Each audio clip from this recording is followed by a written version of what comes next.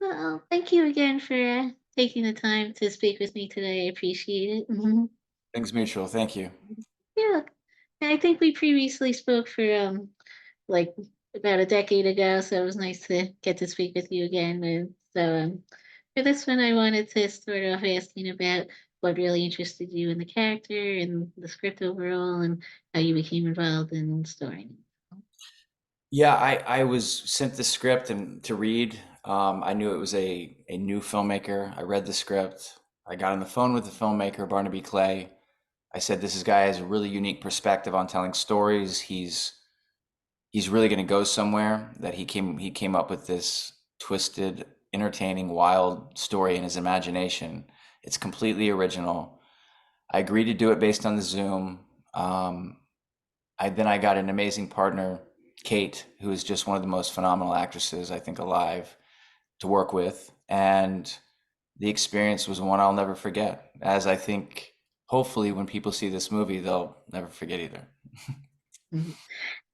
Speaking about working with Barnaby as the writer and the director on the film, what was that collaboration like once you started production and collaborating and building the characters? He's such a unique human, and my relationship with Barnaby started with we had a mutual respect for how committed we both were in on this project. We both gave everything we have to it, and we knew that while it was happening because we knew how hard this was, and we knew we wanted to make a great film, and it took that kind of bonding and trudging buddy through a very intense, environmentally challenging shoot. And also speaking about the environment and the location, I wanted to ask about that experience and with the main storyline taking place like in the desert in the house. What was that experience like being on location there as well?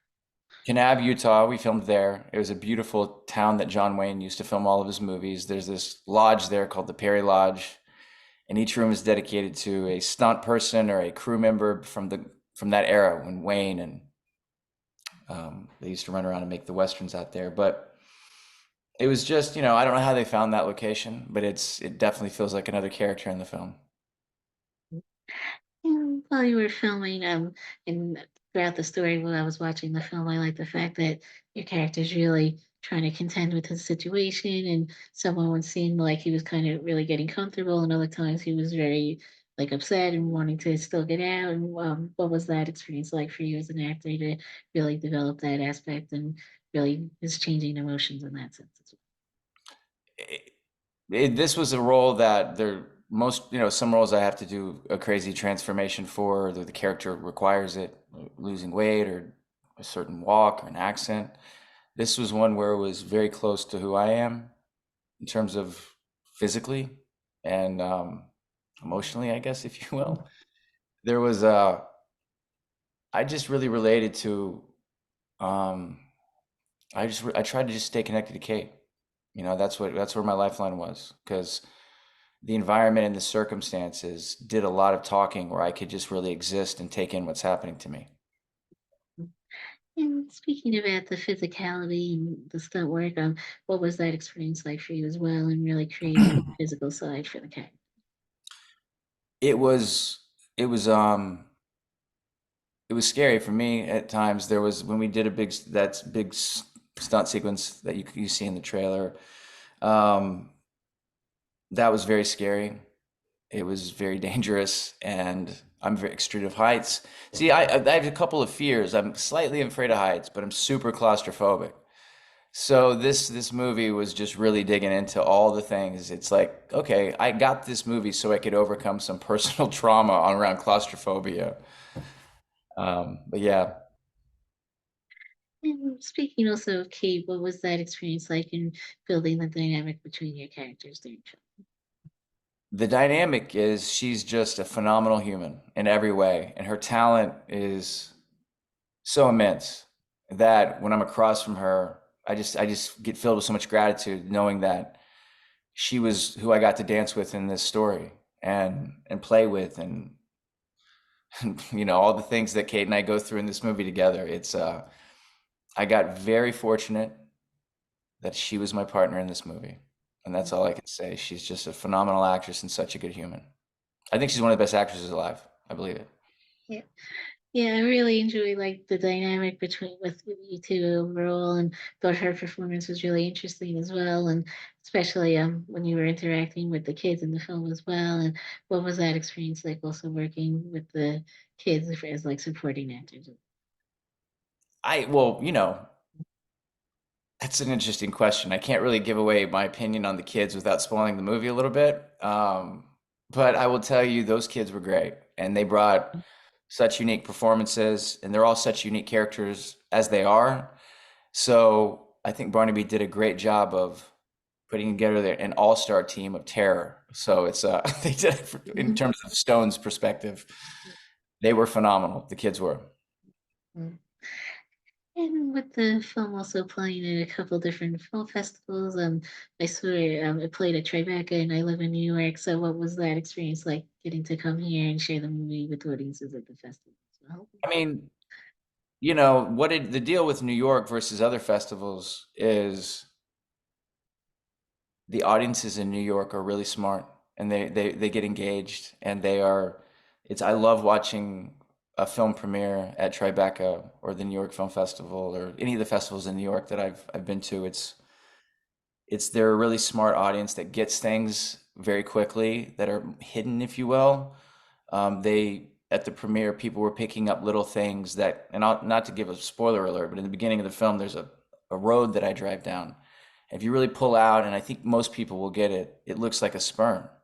Mhm. And it's like the craziest road I've ever seen. And I don't know how they found that road, but when you know the story and where this goes, that little detail is why this is a piece of art rather than just some entertaining slasher flick. It's Barnaby's mind and his attention to detail to create a fabric that is so detail woven that if you look at anything, it's tied to this and creates this atmosphere that I hope the audience feels when they walk away from the film and they tell their friends the same way you walked away from Blair Witch Project or a movie where you just got to tell people this is the craziest movie. You got to go see this thing. It's not what you expect. And I think that's all from Barnaby and the way he approached the storytelling. And speaking about that opening scene, well, like you mentioned with the car on the road, and I was thinking about like when I saw that, it kind of like loops around, and it's like, oh, there's nowhere to really go, just like to back where you were, and that was kind of like interesting. Like I thought it kind of foreshadowed like the story, like he doesn't have any way of like really escaping the situation. And did you like the imagery and the scenery in that sense, and really helping tell the story in that aspect? Yeah, I love, what they did in terms of like setting the scene for this film, the environment. It just really transported you to another world, I thought. Mhm. And now with the film coming up, being released officially in theaters and on demand, what's that experience been like in getting to share the movie with audiences in that way as Well, the good thing about the horror genre is the fans are the best. They're so dedicated. They are so passionate about the stories that they love that they'll search them out and they care about these little details. And I just love horror. I'm a huge horror fan myself. So, well? I just really respect and appreciate everybody who appreciates horror because they're really unique fans who are dedicated and just love watching those films. Yeah. Mhm. And speaking about being a fan of the horror genre, are there any particular films that you felt inspired this or inspired you as an actor to wanted to take part in a film like this overall as well? I think I understand the question. I got really inspired in the horror genre by Guillermo del Toro and Scott Cooper when I worked on Antlers. The way that they told me that film would feel. I don't want to give Antlers away, Yeah. Mhm. but you were able to bring horror. I just like how it isn't one blanket story. Jaws is a horror film. Shining is a horror film. The Texas Chainsaw Massacre is a horror film. But they all are so different. And this is one of the ones where I haven't seen the seeding and it's got its own world like those other films do in terms of they're so uniquely set, so specific, but they're all part of the same genre where we want to keep people on the edge of their seats and they get that dopamine every time they watch a horror movie or they get scared or they're on the edge of their seat. So Mhm. And with this film, I'm going back a little to like the physicality and in terms of the look of the character with like the costumes and he's wearing like the same clothes for most of the film and the hair and makeup. What was that experience like getting to create that look for the film? It was great. I got to work with Waldo Sanchez, who is an amazing friend of mine, and he's a talented like creator. We helped create the look together. The makeup department. Everybody was just really brought their A game to this film, and they needed to because we didn't have a lot of money, and obviously it was an independent film, and you need people to bring in their passion and their hard work to a project like this, and everybody did. Yeah. Mhm. Well, I think that was mainly it, but thank you again for speaking with me again. It was nice seeing you again, and I appreciate it. So thanks again. Mhm. Oh, it's good to see you again after all these years, and thank you for the support and checking out our film. We really appreciate it. You're welcome. Thanks again.